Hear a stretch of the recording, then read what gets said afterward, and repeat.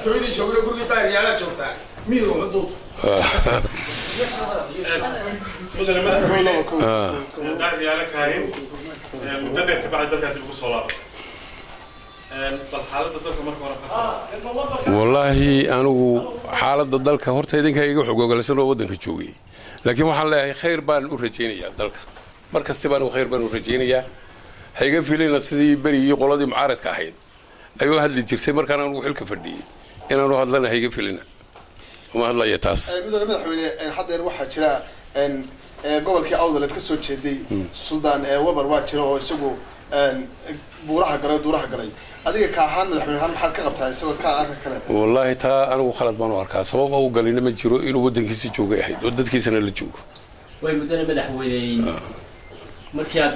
xilka dhameeynaysa oo waqtigaaga xil wareejinta waxa aad u sheegtay madaxweyne Siraaye in dalmida aad kaga tagtay haddana gabaabsi weeye xilkiisa هيا محاكا بحي تا إذن كان جوابي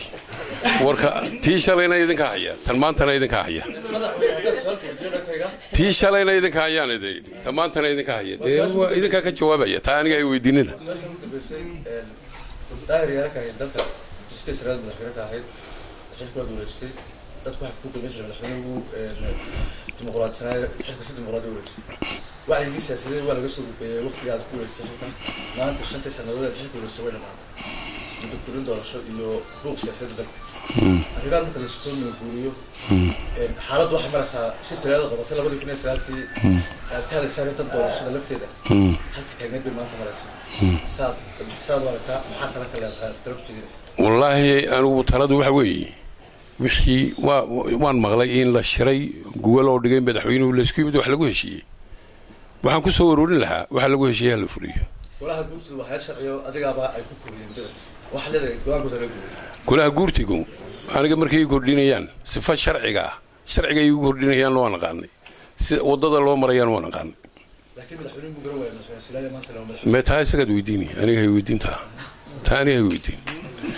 waxaan kuu sheegayaa doorashadii baarlamaanka labada gole ee guurtiga iyo wakiiladu waxay 2/3 majority bay ku baas kariyeen motion sharci ka dhigaya inayna doorasho qabsoomin 2005 aniga ayaa go'aan ka qaatay wax kaliya ay banaana inaan saxeexo oo aan saxiyo waxay isku raaceen iyo inaan maxkamadda dastuuriga giyo anoo loopholeska iyo khaladaadka ay ku jiraan dacwad ka keenaya